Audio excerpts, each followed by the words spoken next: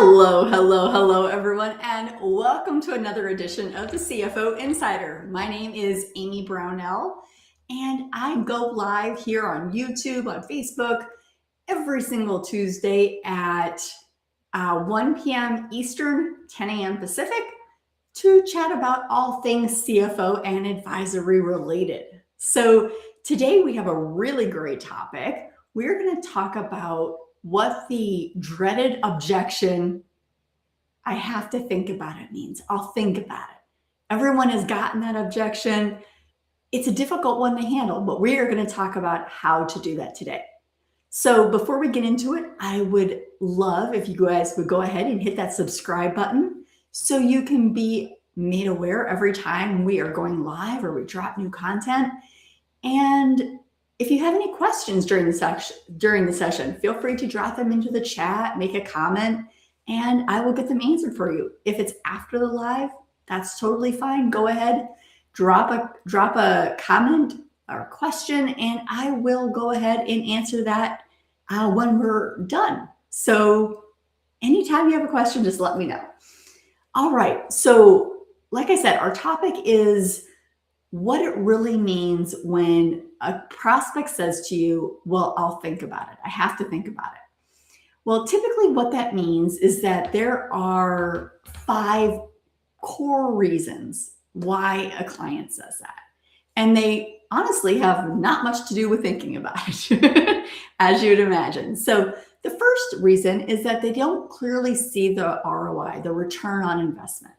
They understand how much CFO services costs, but they don't understand the financial upside. They don't understand what they're going to get in return for their money. So they're thinking, I don't understand how this is actually going to make me more money or save me more money or reduce my stress. So that is often the biggest one. They cover that up by saying, I'll think about it. So that means that you haven't made the value super clear yet. The second reason that they often say, I'll think about it, is because maybe this pain isn't severe enough quite yet. So maybe the business owner knows that things need to improve, it could be better, but it's not so painful that it forces action yet. So they delay thinking. They think things like, well, we're doing okay. We're surviving. We'll make it to the next quarter. I'll revisit this later in the year. They don't fully understand that the pain that they're in now is the pain that is going to continue and build as they go. So that is the second reason. The third reason is that they don't fully trust you yet. So especially if they are hearing about you for the first time on this call, they are like, can this person really help me and my business? Have they ever solved this problem before? Do they understand business, or do they just do bookkeeping or tax? So it's more of a confidence authority issue. The fourth reason is that it feels vague or intangible. So the offer is often not positioned appropriately. It feels abstract. So think about things like, think about words like forecasting and KPIs and reporting and analysis and modeling and dashboards. A lot of small business owners don't know what that means. They recognize the outcome of those tools, of those processes. So it could be that the business owner is unclear about what exactly they're going to get. The fifth and final reason is that they're overwhelmed and they just aren't capable of making a decision at this time. They're mentally overloaded. It could be that they have competing priorities, they have some cash flow issues, they are working on hiring, there's operational stuff going down. They're often afraid of making another commitment. And so the I think about it objection really becomes more of a pressure valve. excuse me.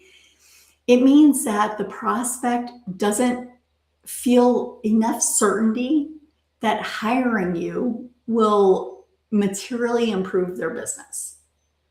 And so they are unsure of whether or not this service will result in a measurable business outcome for them. So these are the 5 top reasons why this objection comes up and what they really mean. Now, when they come up, the last thing in the world that you want to do is to create additional pressure for that business owner. They might think that CFO and advisory services is a great idea, and they might even know that they need it. But the last thing that we want to do is create additional pressure for them, or come back sounding defensive or over-explaining. We don't want to invalidate how they're feeling, because how they're feeling is real. So what we would want to come back with and say is, before I get into that, the response that I typically like to use, instead of coming back feeling defensive or creating more pressure for that business owner, here's what I typically say. Here is the solve. You know what? That feeling is totally fair.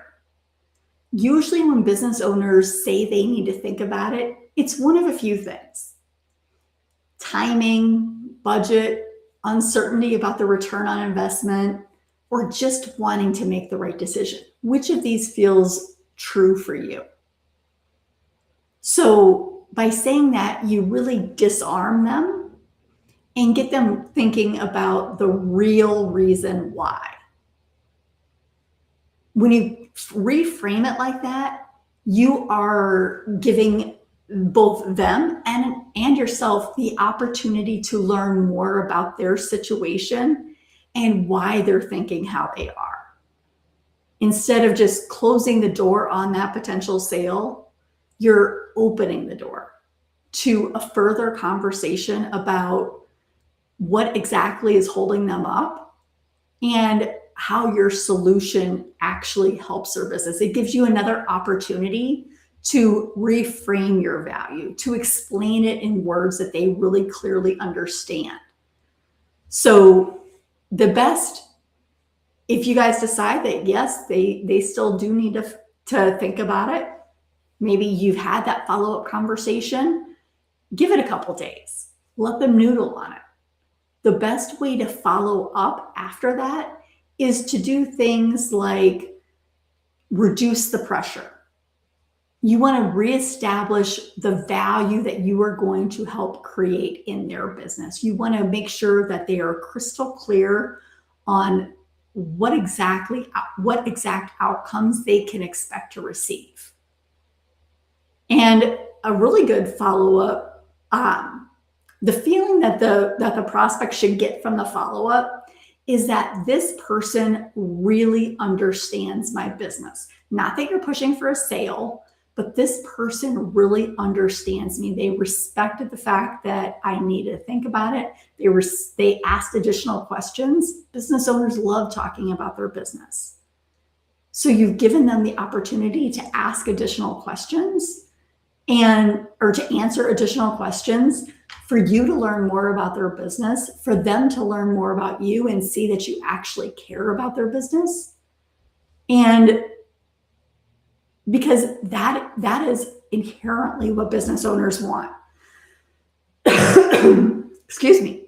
Business owners want someone who really understands their business and who is sympathetic and understands that, you know what, like a lot of things in life, this isn't a small decision. They need a hot minute to think about it and what that means for their business. So that is a little bit more about that dreaded objection. What exactly does it mean when someone seems like they're interested, but then says, I'll think about it? Don't look at it as a door closing on the conversation. Look at it as a door opening to a further conversation. All right, so that is what I have for you today. I hope you enjoyed it. I certainly did. It's an objection that people get often, and now you know how to handle it. So, like I said, I am here every Tuesday at 1 o'clock Eastern, 10 a.m. Pacific with the CFO Insider. Be sure to hit that subscribe button. Be sure to make comments, ask questions. I will answer them for you. And I will see you next week for another edition of the CFO Insider. Have a great week, everyone.